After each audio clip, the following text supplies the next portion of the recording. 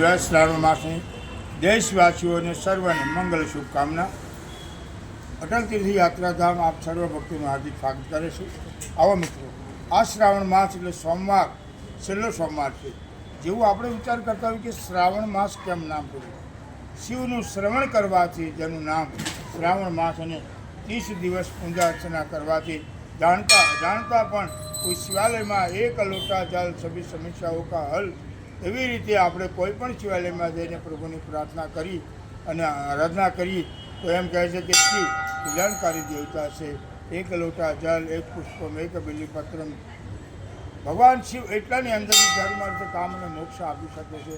આવા સરળ પદાર્થ સરળ રીતે મળતા હોય અને ભગવાનને શિવને એ પ્રિય છે. આવો આપણે પણ અભિષેક કરી ભગવાન શિવની કૃપા મેળવીએ.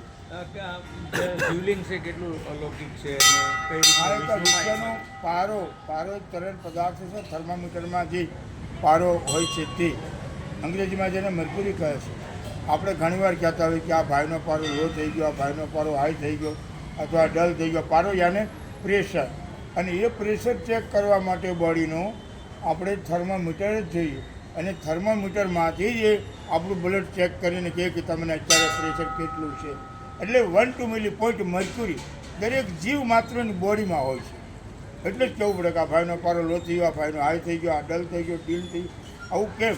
પણ પારો આપણી બોડીની અંદર પણ છે, 1-2 મિલી પોઈન્ટ. એવી રીતે આપણા જીવનની અંદર પારો એક જીવનનો આધાર સ્તંભ છે, વિશ્વનું એકમાત્ર એવું શિવલિંગ છે. અને આ એક વિશ્વનું એવું શિવલિંગ છે જે હું તમને કહું છું કે આ પારામાંથી જ બનેલું.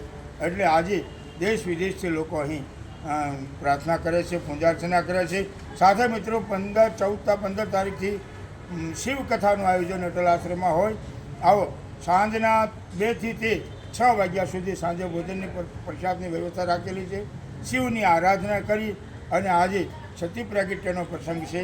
આવો સાથે મળીને શિવકથામાં સામેલ થઈએ.